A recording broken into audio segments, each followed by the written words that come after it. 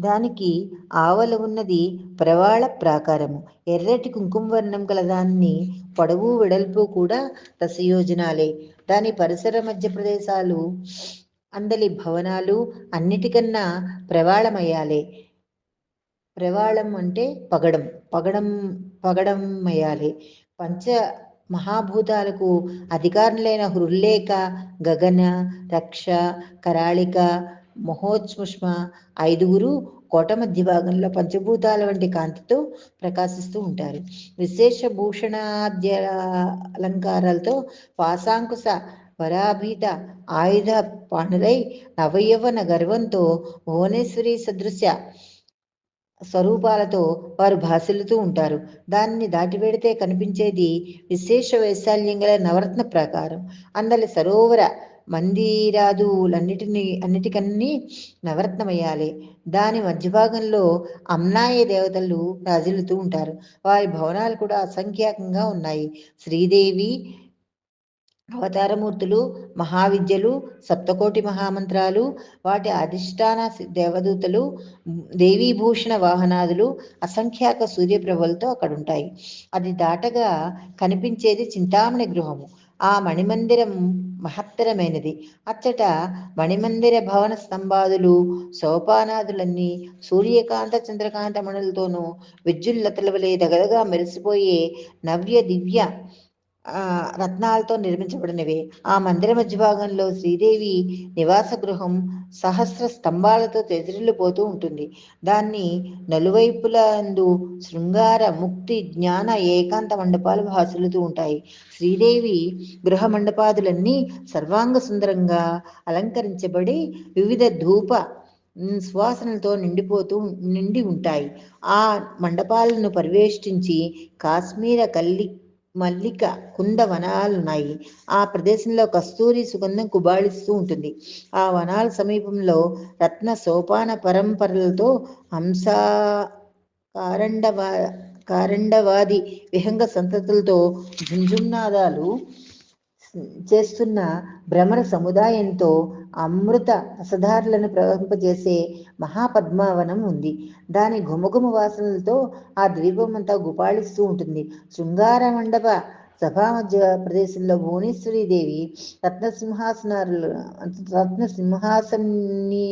సింహాసనాసీనురాలు కాగా అసంఖ్యాకులైన అప్సరోభామలు తమ నాట్య సంగీతాలతో ఆమెను ఆనందపరుస్తూ ఉంటారు.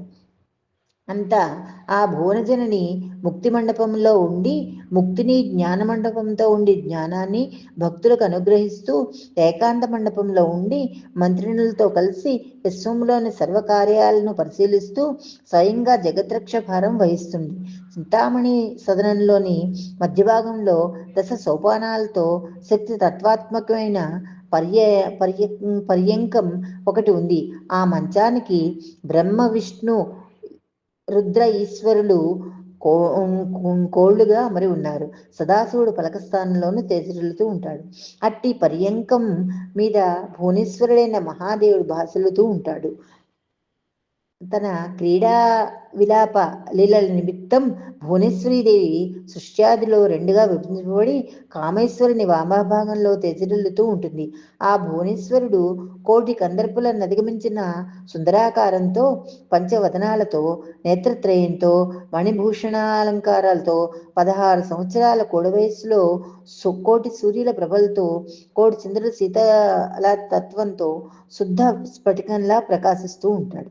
ఆ మహేశ్వరుని అర్ధాంగి అయిన భగవతి భువనేశ్వరీదేవి నవరత్న ఖచ్చితమైన మల్లనూలుతో వైఢూర్య ఖచ్చితమైన సువర్ణ కేయూరాలతో, గోళాకృతిలోని కర్ణాభరణాలతో, సువర్ణ కమలంలో మందస్మిత సుందరవదనారవిందంతో, ముద్దు మోముతో, అర్ధచంద్రుని బోలు పాలభాగంలో దొండపండు వంటి పెదవితో, కస్తూరి కుంకుమతో, దానిమ్మ గింజల వంటి తెల్లని పలువరసతో, వజ్రాలు ముంగరులతో, బ్రహ్మరాల వంటి వినీల కేళ పాసంతో, కుంకుమతో, అనర్ఘ్య రత్నస్థగత మొకటంతో, చూడాలంకారాలతో, కుంకుమ కర్పూర గంధాదులతో నిండిన వక్షస్థలంతో, సుందర కంఠంతో, సుడిగుండం వంటి బొడ్డుతో మాణిక్యాలు మాణిక్యా మాణిక్యాల అంగుళీకాలతో కంకణాలతో రవిక మీద కళసీమలోను మెరిసిపోయే వివిధ రత్నాభరణాలతోనూ పద్మదళాల వంటి విశాల సుందర నేత్రాలతోనూ మల్లిక మాధవి మాలత్యాది పుష్పాలతోనూ కూడిన కబరీభారంతో విద్యుల్లతలతోనూ బోలిన శరీరంగా కరుణాతరంగా కటాక్ష వీక్షణాలతోనూ పాశాంకుశ వరభయ హస్తాలతోనూ తేనెలూరు సరస సల్లాప